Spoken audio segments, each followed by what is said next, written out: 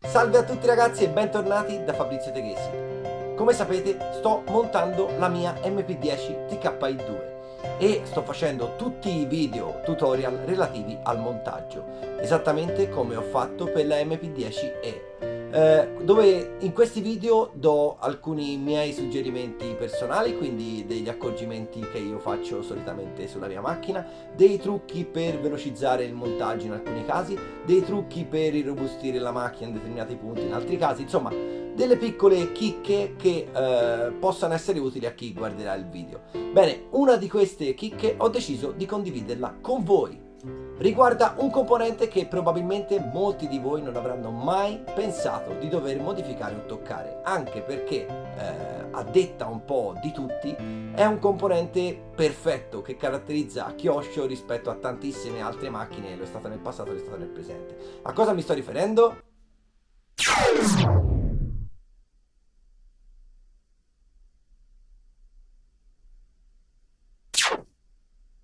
Eh sì, ragazzi, al serbatoio. Mi sto riferendo al serbatoio. Quindi facciamolo apparire. Eccolo qua, il serbatoio. Cosa c'è da fare sul serbatoio? Andiamo subito a vederlo.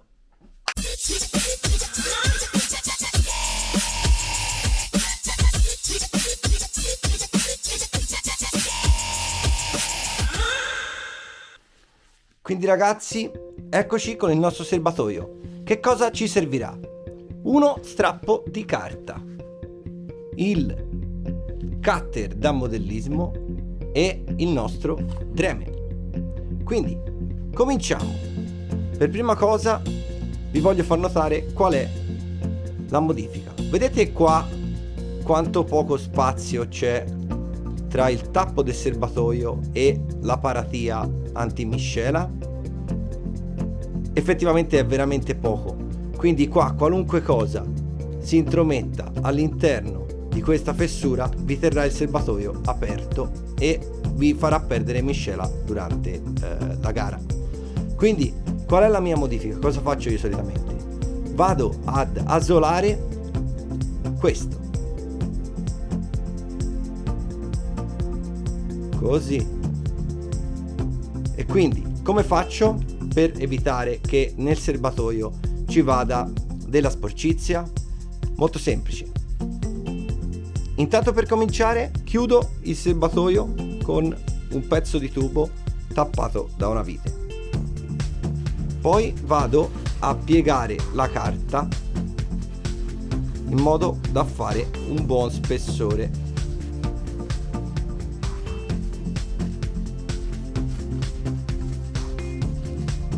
Ecco fatto, guardate. A questo punto apro il serbatoio ed inserisco la carta a tappare completamente l'ingresso. Vedete, così, ma in modo che faccia spessore per lasciare lo spazio di lavoro del Dremel. A questo punto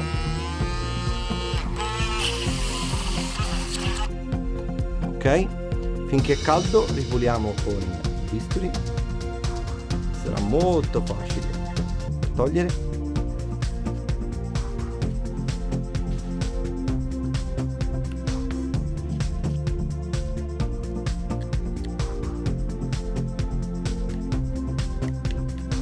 Perfetto. A questo punto aria compressa,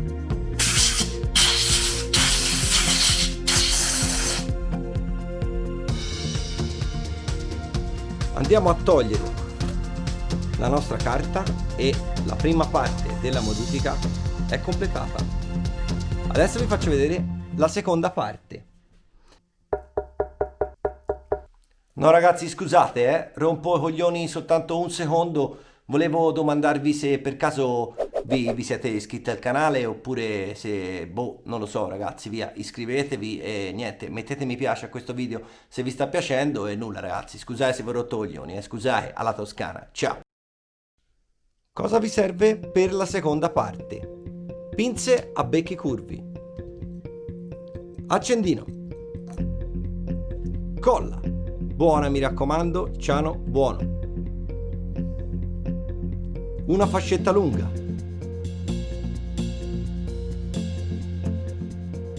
del termoretraibile ed una vite 3x14. Ovviamente qua va bene anche una 3x13, una 3x15, ma andrebbe bene anche lasciare quella che c'è. Adesso vi faccio vedere.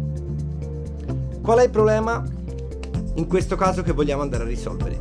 Questo tirello per aprire il serbatoio durante i rifornimenti in gara è molto solido sicuramente, ma c'è un problema: è molto stretto, quindi praticamente molti non riescono al volo ad acchiapparlo, considerando anche che c'è la scocca. Quindi qual è la modifica? Andiamo a rimuovere questo e ne fabbrichiamo uno noi.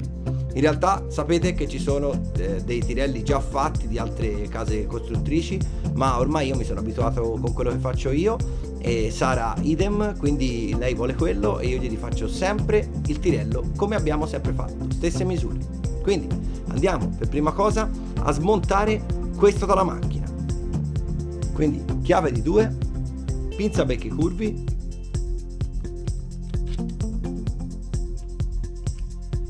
perfetto.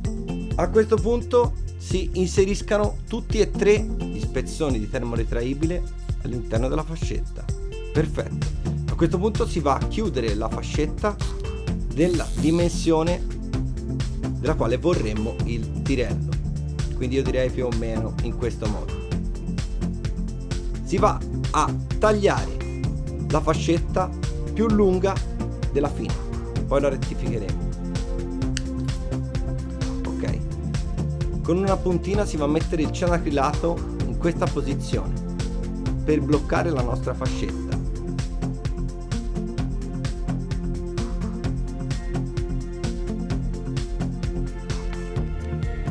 Ok, anche da questo lato.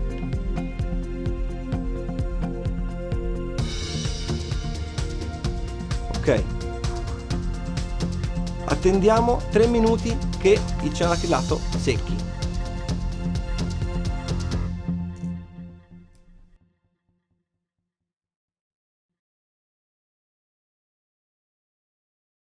Adesso che il ciano è secco, lo andiamo ad inserire cercando di far fare questo tipo di piega alla fascetta, così. Quindi lo andiamo ad inserire. Inizialmente ci dovremo mettere la stessa vite,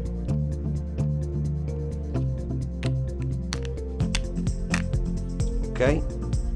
A questo punto andiamo a serrare inizialmente con questa vite. Stringiamo leggermente la sede del tappo e a questo punto sostituiamo la vite.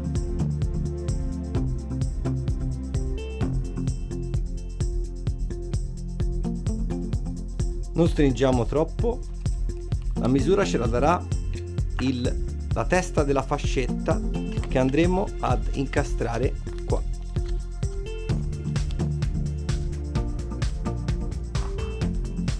Vedete, è troppo stretta.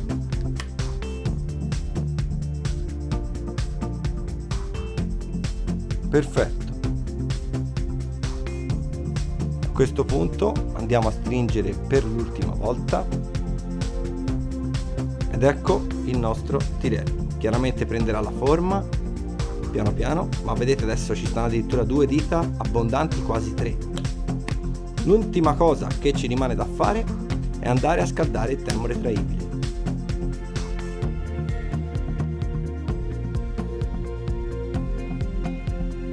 Perfetto. Il termoretraibile perché? Perché è rosso e risulterà molto visibile fuori dalla scocca per riuscire a prendere quanto più velocemente possibile il capo del tirello per effettuare il rifornimento. Bene ragazzi, spero che il tutorial relativo al serbatoio della MP10 e ovviamente anche della MP9, perché è identico, vi sia piaciuto.